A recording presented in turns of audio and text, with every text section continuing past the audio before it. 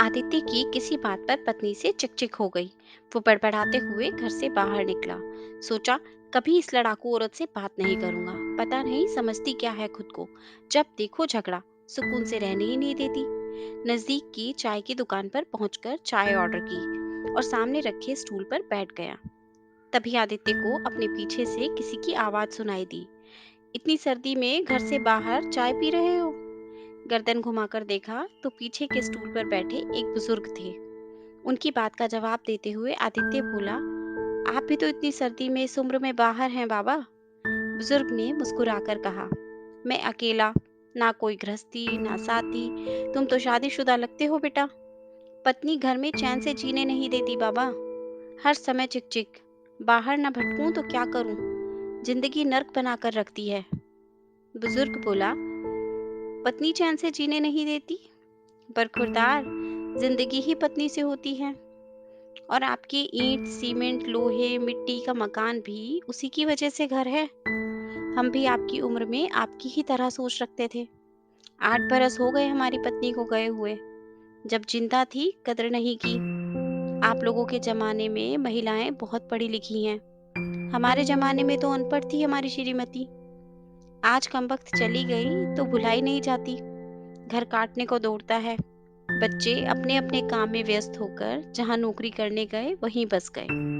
आलीशान घर धन दौलत सब है, पर उसके बिना कुछ मजा नहीं। यूं ही कभी कहीं भटकता रहता हूँ। कुछ अच्छा नहीं लगता। उसके जाने के बाद पता चला कि वो धड़कन थी। मेरे जीवन की ही नहीं, मेरे घर की भी। सब बेजान हो गया है। लेकिन तुम तो समझदार हो बेटा। जाओ, अपनी जिंदगी खुशी से जी लो, वरना बाद में पछताते रहोगे मेरी तरह। बुजुर्ग की आंखों में दर्द और आंसुओं का समंदर था। आदित्य ने चाय वाले को पैसे दिए। नजर भर के बुजुर्ग को देखा। बिना 1 मिनट गंवाए घर की तरफ मुड़ गया। पत्नी ने उसे दूर से ही देख लिया था। डबडबाई आंखों से निहार रही पत्नी चिंतित दरवाजे पर खड़ी थी। कहाँ चले गए? स्वेटर जैकेट भी नहीं पहना। ठंड लग जाएगी। ठंड बढ़ गई है। तुम भी तो बिना स्वेटर के दरवाजे पर खड़ी हो। कुछ यूं दोनों ने आंखों से एक दूसरे के प्यार को पढ़ लिया था। उसके बाद फिर से कभी झगड़ा नहीं करने का वादा किया और दोनों हमेशा खुश रहने लगे। कई बार हम लोग भी अपने जीवन में इसी तरह की गलतियां कर बैठते हैं। सिर्फ पत्नी ही नहीं, माँ बाप, चाचा ताऊ, भाई बहन या अजीज दोस्तों के साथ ऐसा क्रोध कर देते हैं जो सिर्फ हमको ही नहीं, उनको भी कष्ट देता है।